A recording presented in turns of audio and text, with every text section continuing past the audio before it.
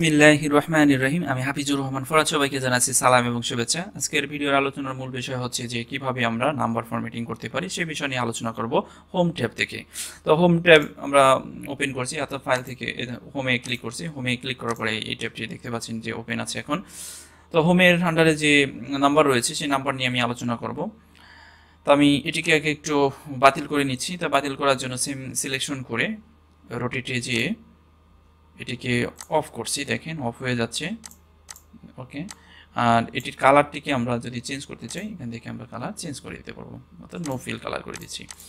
তো এ ছিল মূলত অ্যালাইনমেন্টের বিশেষ কিছু কাজ, আমি গত পর্বে এটাই দেখাইনি। আজকে আমরা নাম্বারের দেখব, নাম্বারের বিষয়টা একটু ক্লিয়ার হই সবাই। তো এখানে আমরা বিশেষ কিছু কাজ করেছি, যেমন নিট প্রাইস। এই যে নিট প্রাইস কথাটা লিখেছি, এখানে একটা অ্যামাউন্ট রয়েছে। যে অ্যামাউন্টটি আমি যদি বোঝাতে চাই যে এটি কোন দেশি মুদ্রা বা কোন দেশি মুদ্রার অ্যামাউন্ট, সেটিকে কিভাবে আমরা বুঝবো সেটি বোঝার জন্য প্রথমত আমরা ডাটাগুলোকে সিলেকশন করব। সিলেকশন করার পরে এই অ্যাকাউন্টিং ফরম্যাটের এই আলোচনাতে ক্লিক করব। ক্লিক করার পরে এখানে দেখতে পাচ্ছি মোর অ্যাকাউন্টিং ফরম্যাটস, এই অপশনে ক্লিক করব। তো ক্লিক করার পরে এখান থেকে আমরা সিলেকশন করব বিতে চাপ দেব, কিবোর্ড থেকে বিতে চাপ দিতে হবে। তো বিতে চাপ দেওয়ার পরে বির ঘরে যত মুদ্রা সাইন রয়েছে সমস্ত সাইন এখানে চলে আসবে। বিডিটি সিলেকশন করব, সিলেকশন করার পরে ওকেতে ক্লিক করব। তো ওকেতে ক্লিক করার পরে হ্যাশ সাইন চলে আসছে, এটাকে একটু বড় করে দেব। বড় করে দেওয়ার পরে কিন্তু আমরা দেখতে পাচ্ছি যে এখানে বাংলাদেশের যে টাকা সাইন রয়েছে, মুদ্রা সাইন, সেটি এখানে চলে আসছে। তো এখান থেকে আমরা নর্মালি কিন্তু বিভিন্ন দেশের মুদ্রা সাইন রয়েছে যেটা রিসেন্টলি ইউজ করা হয়েছে, সেই সাইনগুলো আমরা এখান থেকে ব্যবহার করতে পারবো, যেমন ডলারের সাইন। ওকে, তারপরে যে অপশন রয়েছে পার্সেন্ট, পার্সেন্ট কিভাবে ব্যবহার করতে হয় তো আমি একটা এক্সাম্পলের মাধ্যমে আপনাদের দেখাচ্ছি। যেমন ধরুন এখানে আমি একটা ডাটা লিখছি, যেটা ছিল মেল ফিমেল। তো মেল হচ্ছে মোটামুটি আমি কোনো একটি গ্রামে জরিপ করতে গিয়েছি যে গ্রামের জনসংখ্যা হচ্ছে 600 মেল এবং 550 হচ্ছে ফিমেল। এখন টোটাল পপুলেশন কত?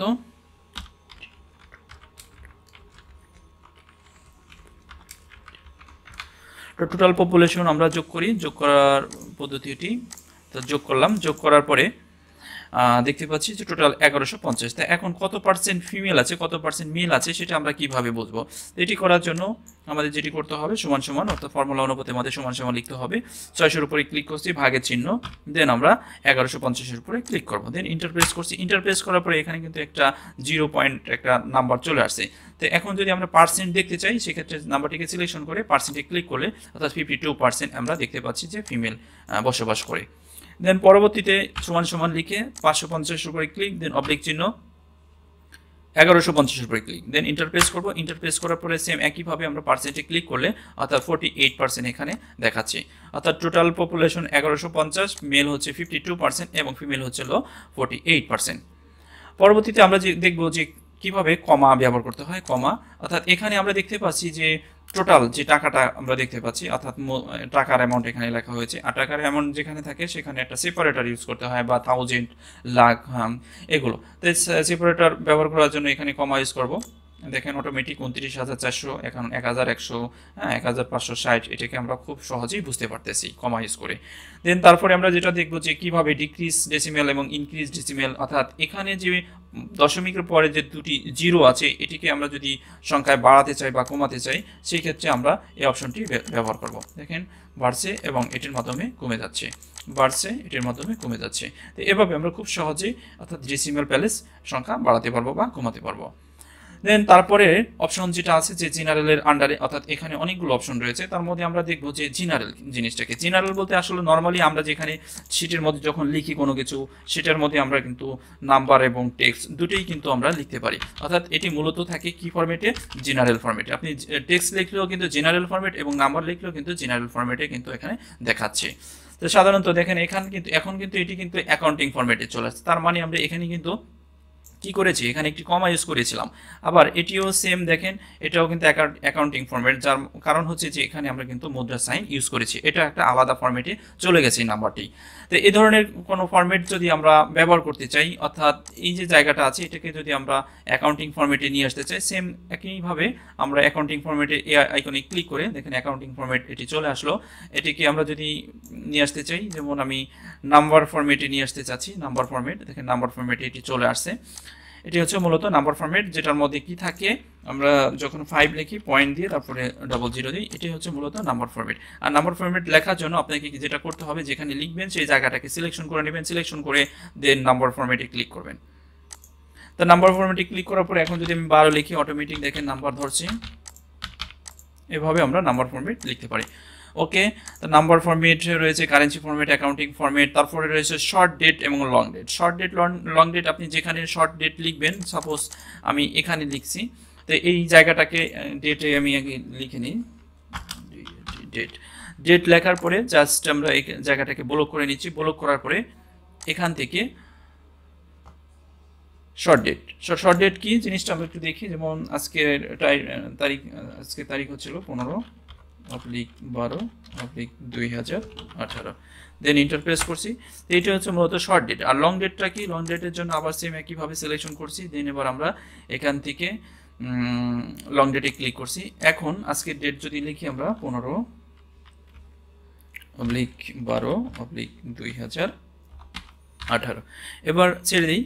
দেখেন অটোমেটিক কিন্তু আমার ডেটের যে আজকে কত তারিখ, আজকের দিন কি, হ্যাঁ, মাসের নাম কি, অটোমেটিক কিন্তু এখানে ইংরেজিতে টেক্সট আকারে দেখাচ্ছে। তো এটাই হচ্ছিল মূলত সুবিধা যে লং ডেটের, যে আমি যদি সংখ্যায় লিখি সেটাকে টেক্সট আকারে কিন্তু দেখাবে।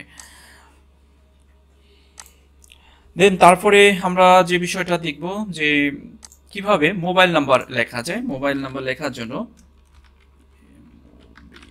মোবাইল নাম্বার লেখার জন্য সেম একইভাবে আমরা পুরো কলামটাকে সিলেকশন করে নিচ্ছি। সিলেকশন করার পরে বোর্ড নাম্বার ফরম্যাটে ক্লিক করতে হবে।